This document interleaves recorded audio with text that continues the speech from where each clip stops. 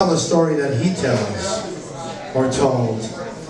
He used to hold court at the Riga Royal Hotel in the lobby after the Who would play Madison Square Garden. All the fans would follow John to the Irish pub around the corner from the Riga Royal, and then into the Riga Royal lobby where there was a big bar and lots of couches, and John would just hold court all night, drinking and talking to the fans and telling stories. So there was one of the nights where John and I were sitting there, and one fan was saying, I think she knew me, and she was asking John, so how did you meet Godfrey? How did you hook up with Godfrey? It's pretty, and she's looking at me, pretty cool. What's the story about that? How did you hook up with John? So I went to tell the story, and John said, no, let me tell it. In his low Boris the Spider voice, right? And he went, well, basically how it all happened was I actually asked for him specifically. I called on him personally. And she went, really? And she went, and he said, yeah, I just said to my drummer, who's the cheapest guitar player in New York City? So, anyway, the real story is that I was actually in a band in Queens, and my drummer at the time was going out to audition. This is such a strange coincidence. My drummer at the time was going out to LA to audition for John Entwistle as a singer. John Entwistle was putting a new band together with Skunk Baxter, and they were looking for a singer. So Steve Murphy, my drummer, his sister got him this audition, and he went out to LA. So now I'm left for that weekend without a singing drummer for my Power Trio show. And my bass player said, what about Steve Longo from Rat Race Choir, who is, if anybody knows Rat Race Choir from the 70s and 80s, they were a huge band on Long Island, and Steve Longo sang and played drums and sang all the Led Zeppelin stuff. So it was like, wow, perfect. Do you think he'd play with us? Yes, sure he would. So he came to play with me and my bass player. He loved the way I played, and then we had another band, like an alternative band as to the band with Steve. So Steve didn't get the gig with John Entwistle out in LA. Steve Longo says to me, we've already been on tour with John Entwistle. Rat Race Choir backed up John on tour in the 80s. And he said, I will get in touch with him and get him to come back out on tour with us as his band. Oh, wow. And that's exactly how it happened. The Who, or I should say Daltrey and Townsend, were doing a thing at Carnegie Hall for Pete Townsend's 50th birthday. A tour called Daltrey Sings Townshend, and John was a guest at Carnegie Hall, and we sent a limo to bring him up to the China Club where we were the house band. China Club, yeah, I remember the China Club days. And John showed up with Eddie Vedder, Linda Perry from Four Non Blondes, Pino Palladino, Rabbit, Simon Townsend, all these people that were on the show, brought them up to the China Club to jam with us. And that was in January, February of 93, 94. And by 95, I got a phone call saying that John Entwistle was looking to put a band together and wanted me as his guitar player singer. That's great. Originally it was going to be Joe Lynn Turner singing. Really? But he wanted too much money. So my next phone call was, can you sing this stuff too? The China Club was pretty amazing run. For those of you who remember the China Club, they used to host pro jams on Wednesday nights. And it really was a gathering place for all New York musicians for the longest time. I know so many people got work by, you know, just intermingling with the other musicians in New York, and then whatever famous person was in town would come there and play. It was a lot of fun. Can we have one more question, then we'll get Godfrey back playing? Oh yeah, go ahead. Thanks for tonight, Godfrey. My question is, you play with so many great musicians. Who can you say you had the most fun fun with on and off the stage? John Entwistle. Besides him and Jack. So the third most.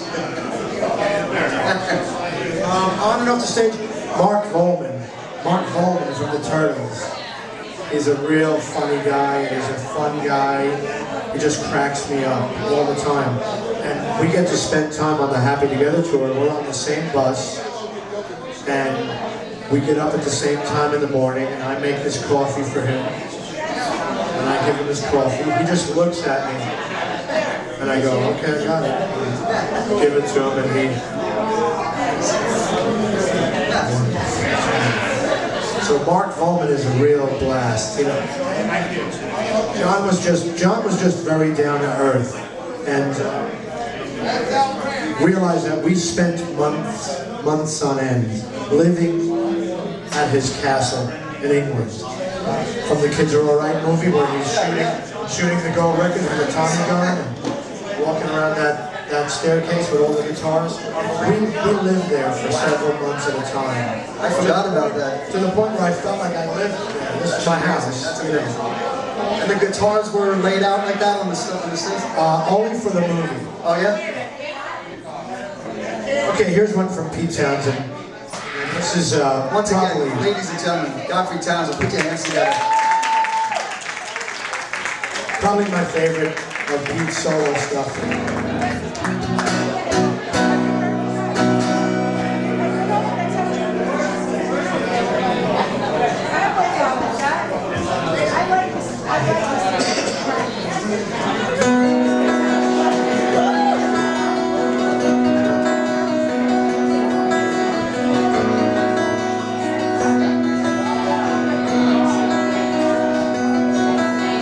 Johnny Boy is always propping up the bar.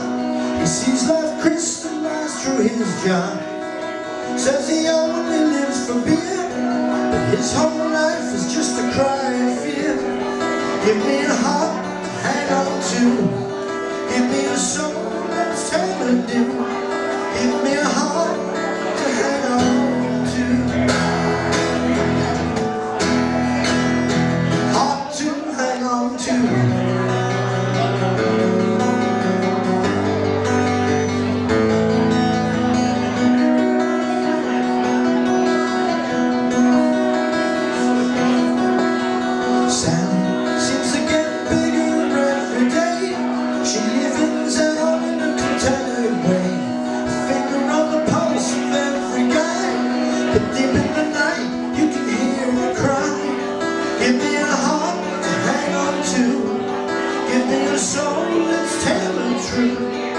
Give me a heart to hang on to. Heart to hang on to.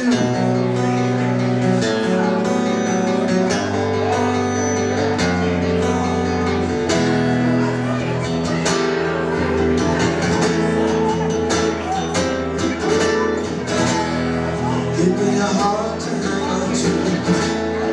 Give me a soul that's telling you. Give me a heart to hang on